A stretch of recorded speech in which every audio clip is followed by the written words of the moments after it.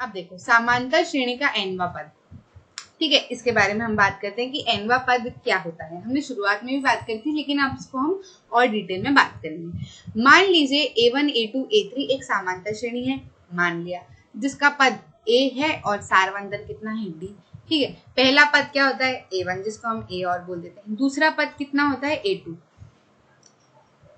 ठीक है, ये यहाँ पर आएगा, यहाँ पर मैं लिख देती हूँ, ये इनको, ये a2 है और इसको कैसे लिखते हैं a प्लस डी से। फिर तीसरा पद जो हो जाता है वो a3 हो जाता है, जिसको लिख देते हैं a प्लस 2d से। चौथा पद जो हो जाता है वो a4 हो जाता है, जो कि हो जाता है a प्लस 3d से।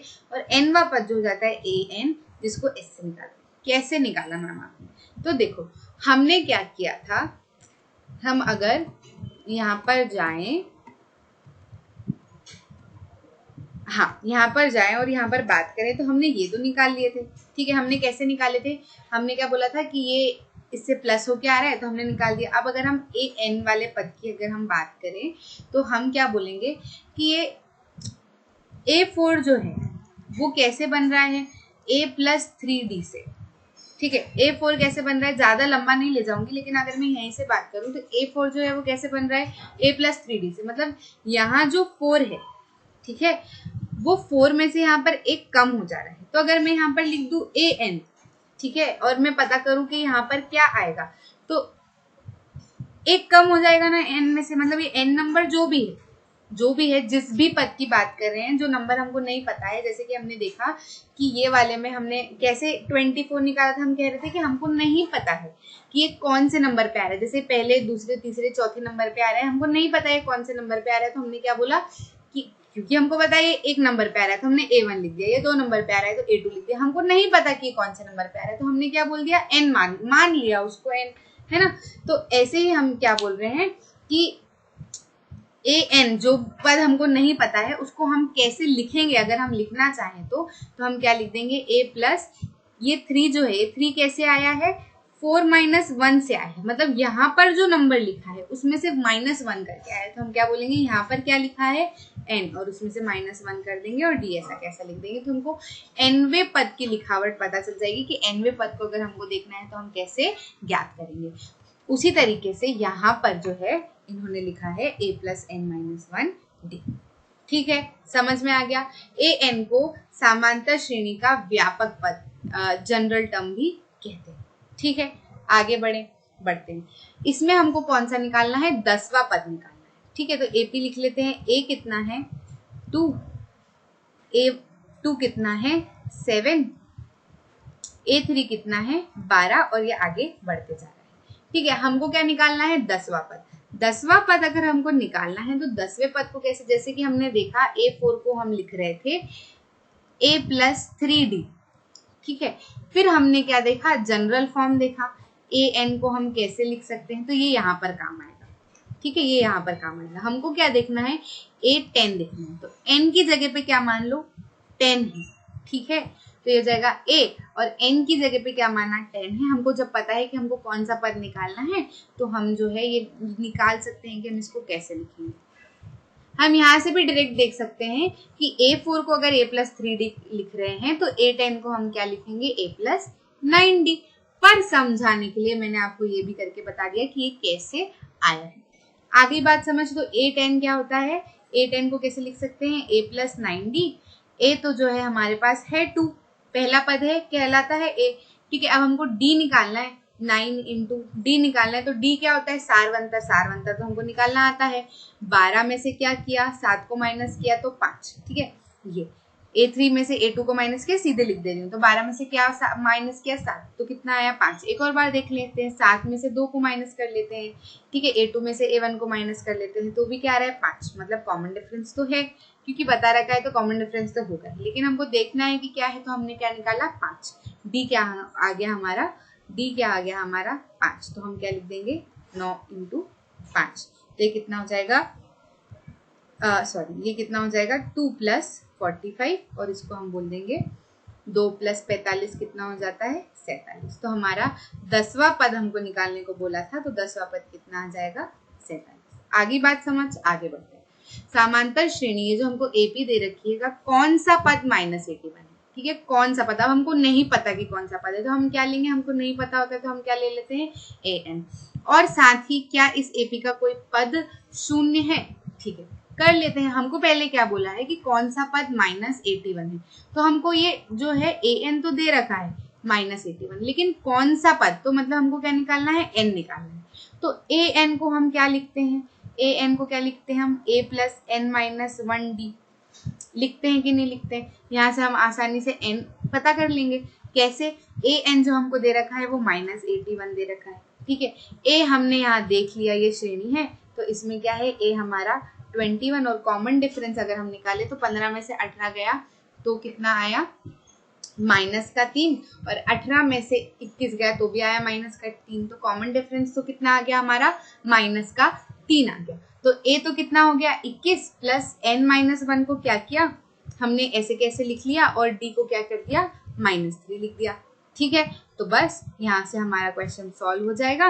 ये कितना हो जाएगा 21, इसका मल्टीप्लाई इसमें करेंगे तो -3n, और ये कितना हो जाएगा +3, फिर ये कितना हो जाएगा 81 बराबर ये कितना हो जाएगा 24, और ये हो जाएगा -3n, फिर ये हो जाएगा 81 - 24 बराबर -3n, ये कितना हो जाएगा माइनस, ये हो जाएगा 5, और ये कितना हो जाएगा 10 बराबर -3n, माइनस से माइनस कैंसिल हो जाएगा, ये कितना आ जाएगा 3 3 जा 9 और 3 5 जा 15, n कितना आ जाएगा 35।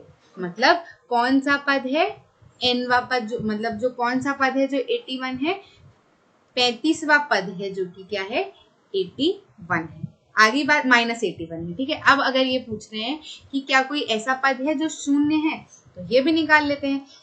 यहाँ पर भी सेम वही चीज होगी, ऐसा पद है जो शून्य है, तो भाई देख लेते हैं हम कौन सा पद जो है हमको शून्य दे रखा है, तो ए एन जो होता है वो वही होता है a प्लस n-1d, इसमें भी हमको क्या निकालना है, उस पद निकालना है कि कौन सा पद है। ए एन क्या बोला है, कौन सा पद 0 बता रखा है, तो a देख लेते हैं हम, a कितना है 21 प्लस n-1 और d कितना है -3, तो इधर तो ये ऐसा कैसा बन जाएगा, ठीक है 24 - 3n है ना, और ये कितना हो जाएगा 0, तो इसको इधर ले लेते हैं, 3n बराबर कितना हो जाएगा 24, n बराबर कितना हो जाएगा 3 8 जा 24, तो हाँ हमको पद मिल गया 8।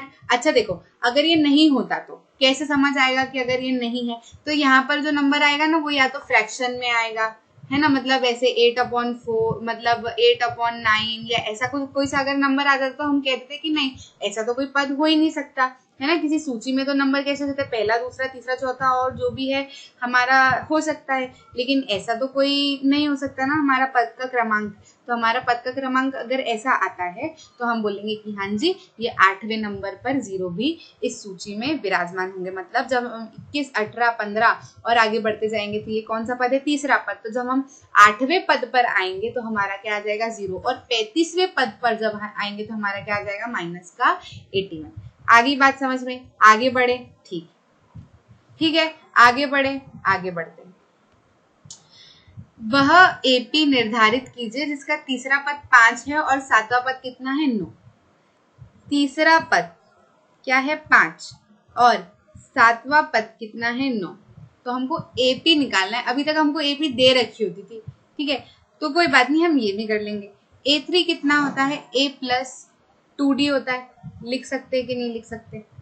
जैसे A4 का ही उदाहरण दूंगी मैं हमेशा, A4 को a + 3d लिख सकते हैं, वैसे ही A3 को a + 2d लिख सकते हैं कि नहीं लिख सकते, लिख सकते हैं ना। जिसको ज्यादा कंफ्यूजन हो रहा है वो इस तरीके से करके देख ले एक बार ही, तो हमेशा निकाल पाएंगे, पर ज्यादा समय लग जाता है इसलिए n को हम क्या रख देंगे 3 रख देंगे, तो ये क्या आ जाएगा a + 3 - 1d, तो ये क्या आ जाएगा a + 2d। A3 को हम लिख सकते हैं a + 2d, तो यहाँ से मैंने A3 को लिखा है a + 2d, ठीक है। बार बार ये हम नहीं करेंगे क्योंकि हमको तो समझ आ गया कि बस एक माइनस करना होता है इधर से, है ना। तो ये कितना हो जाएगा ये, और A7 कितना हो जाएगा a + 6d बराबर कितना हो जाएगा 9, ठीक है। अब ये हमारी एक इक्वेशन बन जाएगी और ये हमारी 2 इक्वेशन बन जाएगी। बस ऐसी इक्वेशन तो हम सॉल्व कर चुके हैं। मान लो कि यहाँ पर x + 2y बराबर 5 दिया है और x + 6y बराबर 9 दिया है, तो x और y पता करो। तो ऐसा तो हम बहुत बार कर चुके हैं, बस x और y की जगह पे a और d लिखा है, और क्या अंतर है, ठीक है। तो हम क्या करते हैं, हम इसको विलोपन वाली मेथड से कर लेते हैं, ठीक है। तो हम क्या बोलेंगे, a प्लस 2d और क्या है a प्लस 6d। ये किसके बराबर है? ये तो 5 के बराबर है और ये किसके बराबर है? 9 के बराबर। ठीक है, अब हमको विलोपन के लिए अगर हमको d को एक जैसा करना है और d को विलोप कर देना है तो हम क्या करेंगे? ऊपर वाले में 3 का मल्टीप्लाई कर देंगे, है ना, तो d एक जैसे हो जाएंगे। लेकिन हमको जरूरत नहीं, क्योंकि हमको यहाँ पर a जो है वो एक जैसे करके दिए हुए हैं, तो हम क्यों फालतू करें गणन और फिर उसकी मगजमारी करें। हम तो सीधे यहीं से कर देते हैं, हम सीधे साइन बदल देते हैं इनके और इनको कर देते हैं। तो ये तो हमारा हो जाएगा विलोप। ये कितना हो जाएगा? 2d में से 6d माइनस गए तो माइनस का 4d बचेगा, और 5 में से 9 गए तो कितना बचेगा? माइनस का 4 बचेगा। तो d कितना हो जाएगा? 0 ये हो जाएगा और ये नीचे आ जाएगा, तो ये कितना आ जाएगा? d1 आ जाएगा। ठीक है, अब जब d1 आ गया तो किसी एक में रख देते हैं, मान लो इसमें रख देते हैं, इक्वेशन 1 में रख देते हैं, है ना। तो a प्लस 2 इंटू डी कितना है? 1 बराबर 5 है, तो a कितना आ जाएगा? a प्लस 2 बराबर 5 और a कितना आ जाएगा? 3। ठीक है, तो हमको क्या पता चल गए? a जिस AP में तीसरा पद 5 है और सातवां पद 9 है, उस AP का a जो है वो 3 है और d जो है वो कितना है? 1 हमने पता लगा लिया। तो जब हमको a पता लग गया और d पता लग गया तो हम पूरी AP निकाल देंगे। कैसे निकालेंगे? पहला पद तो क्या होता है? हमारी AP क्या बन जाएगी? यहाँ लिख दूं, AP क्या बन जाएगी? पहला पद कितना है? 3। दूसरा पद क्या आ जाएगा? 3 में 1 प्लस कर देंगे 4, फिर 4 में 1 प्लस कर देंगे 5। ठीक है, तो हम बराबर देख लेते हैं। पांचवा पद हमको तीसरा पद हमको 5 बता रखा है, तो आ गया कि नहीं तीसरा पद 5। ठीक है, 7 तक कर लेते हैं हम। सातवां पद अगर 9 आ जाता है तो हम समझ लेंगे कि सही है। 3 4 तीसरा पद, चौथा पद 7, पांचवा पद 7, सातवां पद 8। ठीक है, और ये कितना? सातवां पद 9। ठीक है, पहला पद, दूसरा पद, तीसरा पद, चौथा पद, पांचवा पद, छठा पद और सातवां पद। ये नंबर है ना, तो मैं बोलने में मुझे ठीक नहीं लग रहा। देखो फिर से बोलते हैं, पहला पद, दूसरा पद, तीसरा पद, चौथा पद, पांचवा पद, सातवां पद और ये 5 के बाद छठा पद और ये कौन सा? सातवां पद। तो हमारा तीसरा पद भी 5 आ गया और सातवां पद भी 9 आ गया। तो हमारी AP जो है ये बन गई और ये बढ़ते जाएगी। ठीक, आगे बढ़े। क्या संख्याओं की सूची का कोई पद 301 है? क्यों? देख लेते हैं। संख्या की सूची का कोई पद 301 है। ठीक है, ये कॉमा लगा रखा है, मतलब आगे बढ़ेगी। तो a जो है वो कितना है हमारे पास? 5 और d कितना है? 23 में से 17 गए तो 6 बचा, 17 में से 11 गए तो 6 बचा, 11 में से 5 गए तो भी 6 बचा, तो d कितना आ गया हमारा? 6। अब हम देख लेते हैं कोई पद, वो -81 जैसे ही हो जाएगा कोई पद। ठीक है, तो an हमको मतलब जो नंबर नहीं पता है कौन सा है, तो उसको हम an ले लेते हैं। a plus n minus 1 d कर लेते हैं। हम देख लेते हैं 301, a कितना? 5 प्लस n कितना हमको पता नहीं है, निकालना है, और d कितना है? 6। ये कितना हो जाएगा? 301, ये हो जाएगा 5। ठीक है, ये हो जाएगा 5 और ये कितना हो जाएगा? 6n minus 6। ये कितना हो जाएगा? ये तो हो जाएगा 6n माइनस 1 और ये हो जाएगा 301 और ये हो जाएगा, इधर आएगा तो 302 बराबर 6n। फिर जब हम इसको करेंगे 302 बराबर 6n करेंगे तो ये कितना जाएगा? 2 1 2, 2 5 10, 2 1 2 और ये कितना हो जाएगा? 2 3 6। अब 3 की टेबल में तो से तो ये जाना नहीं है, तो n कितना है अपना? 151/3। तो नहीं, मैं बता रही थी ना आपको कि उसमें तो हमारा -81 वाले सवाल में तो हमारा n कितना आ गया था? 8, है ना।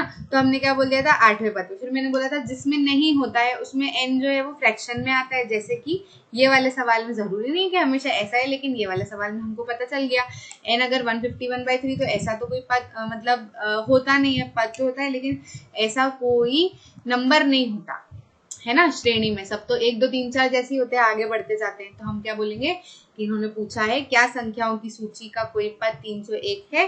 तो जी, संख्याओं की सूची का 301 कोई पद नहीं है, क्योंकि n जो है वो फ्रैक्शन के फॉर्म में आ रहा है, जो कि पॉसिबल नहीं। ठीक है, आगे बढ़ते हैं। 2 अंकों वाली कितनी संख्या 3 से विभाज्य है? ठीक है, 2 अंकों वाली कितनी संख्या 3 से विभाज्य? तो हमको जो भी संख्या देखनी है वो तो 2 अंकों वाली होनी चाहिए। तो 3 की टेबल में अगर हम बढ़े तो 3 की टेबल में क्या क्या आता है?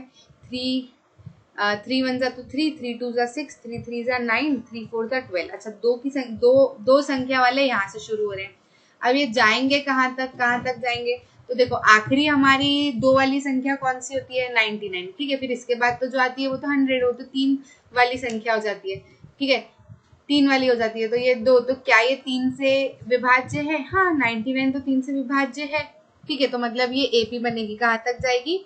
12, 12 के बाद क्या आता है? 15, 15 के बाद क्या आता है? 18, 18 से ये कहाँ तक जाएगी? 99 तक जाएगी।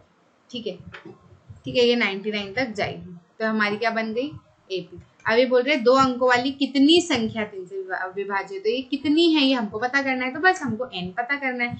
आखिरी वाली टर्म जो है वो कितनी है? 99 है। यहाँ पर आखिरी वाली टर्म, मतलब मैंने बताया था ना कि an को हम आखिरी नहीं मानेंगे, लेकिन हम ये इस टर्म को ऐसी टर्म तो मान सकते हैं ना जिसका हमको पता नहीं है कि ये कौन से नंबर पे है ना? तब तो हम इसको an बोल सकते हैं। तो हम क्या बोलेंगे? a plus n minus 1 d। ठीक है, an को हम क्या लिख लेंगे? 99, a कितना हो जाएगा? 12, n माइनस 1 और d कितना हो जाएगा? 12। 15 में से 12 गए, कितना हुआ? 3। ठीक है, मतलब डी भी पता करना जरूरी है ना। हमने ए तो 12 बोल दिया, तो 3 3 का अंतर है, 3 से विभाज्य, तो ऑब्वियसली कॉमन डिफरेंस या फिर सार जो है अंतर हमारा 3 ही आएगा।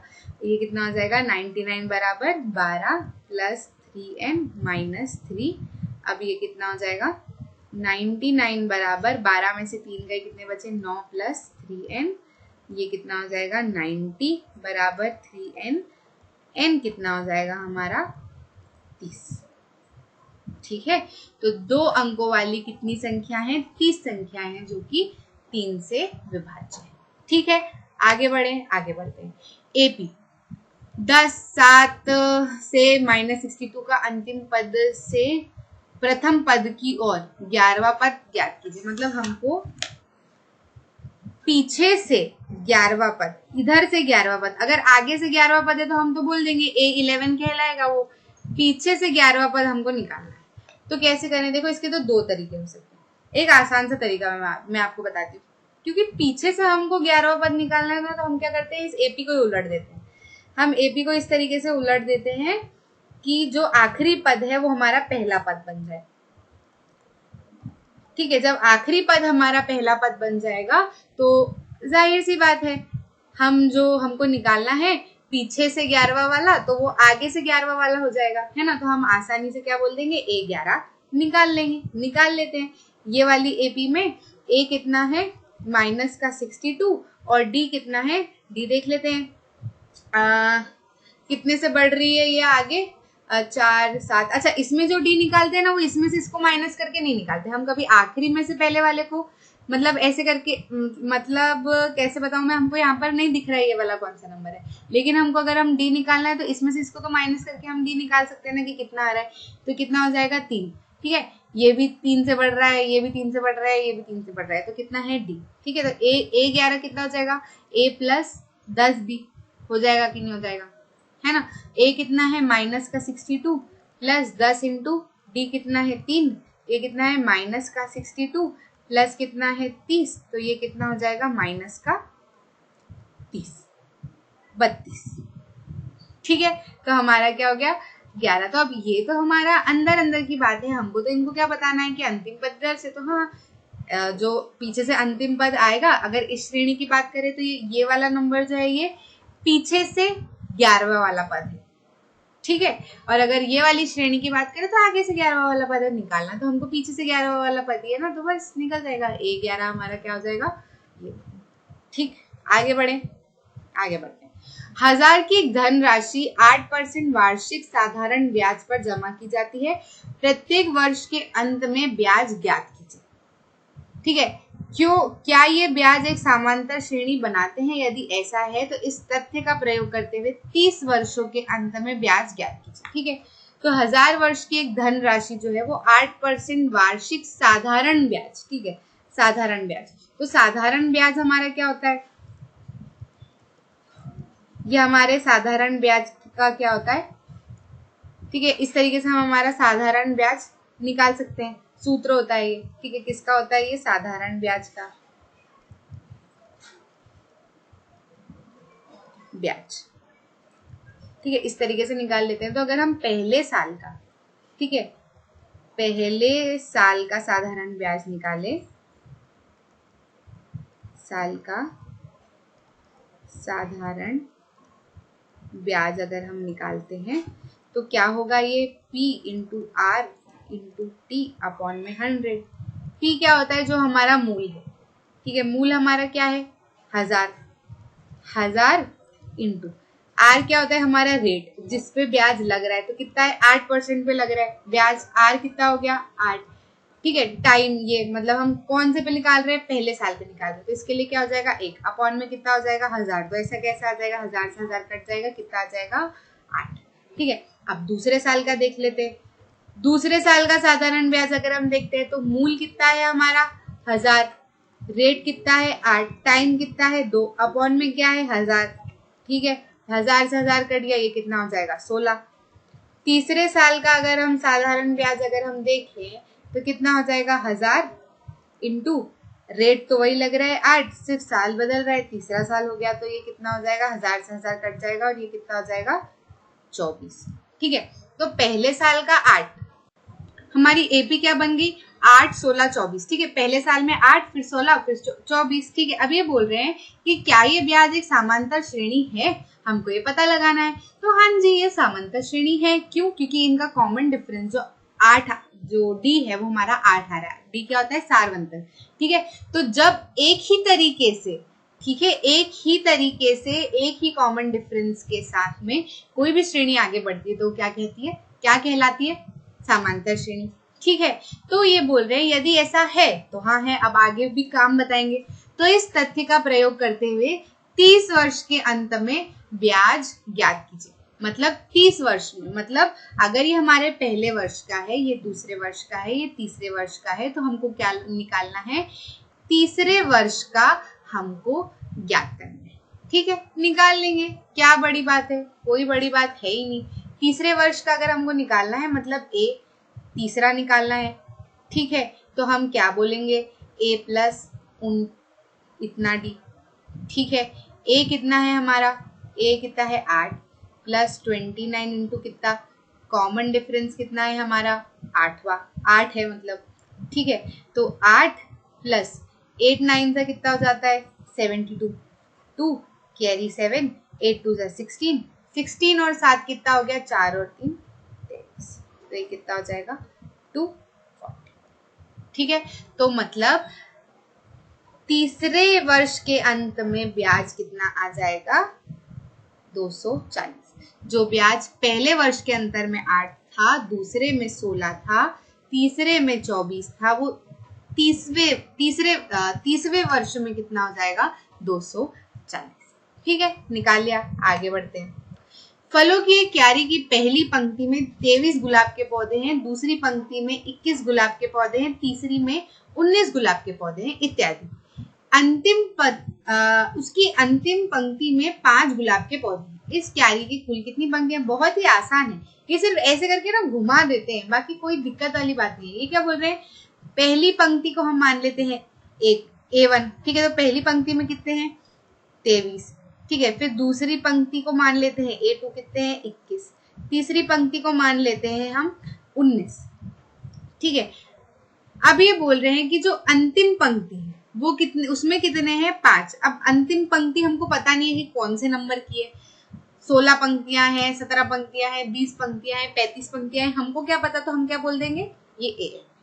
ठीक है, करते हैं, हमने पहले वाले में भी ऐसा किया है। ठीक है, तो हम क्या बोलेंगे कि इसको हम AN मान लेते हैं। तो हमारी एक किस तरीके की हो जाएगी, मतलब ये जो हमारी AP बन जाएगी वो कैसी बन जाएगी, 23, 21, 19, ठीक है, आखिरी में जाके 5। बस इस AP का N निकालना तो हमको आता है ना, बस N ही पूछा हुआ है।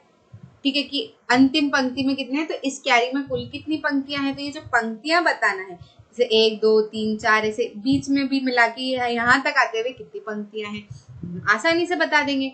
AN कितना होता है, A plus N minus 1 D। AN कितना है हमारा 5, A कितना है हमारा 23, N हमको पता नहीं है, निकालना है, D कितना है देख लेते हैं। 19 में से 21 गया तो कितना बचा, माइनस का 2, 21 में से 23 गया तो कितना बचा, माइनस का 2, मतलब कॉमन डिफरेंस तो बन रहा है, एपी तो बन रही है हमारी, ठीक है। तो बस कॉमन डिफरेंस बन रहा है, ये एपी है, इस तरीके की हमारी एपी बन गई। कॉमन डिफरेंस कितना है, -2 का, ये कितना हो जाएगा, बराबर, ये हो जाएगा 23 प्लस का नहीं, ये कितना आ जाएगा, माइनस का 2n, क्योंकि ये माइनस का है, और ये माइनस माइनस ये हो जाएगा +2, ठीक है। तो ये कितना हो जाएगा 5 बराबर 23 और 2 कितना हो जाएगा 25 -2n। तो ये कितना हो जाएगा, 2n को इधर ले आते हैं और 5 को इधर ले जाते हैं, तो 25 - 5, ये कितना हो जाएगा 20, और ये कितना हो जाएगा 2n। तो n निकल के हमारा कितना आ जाएगा भाई साहब, 2, और ये आ जाएगा 10। मतलब इस क्यारी में कुल कितनी पंक्तियां हैं, 10 पंक्तियां। ठीक है, आसान था, बहुत ही आसान था। आगे बढ़ते हैं।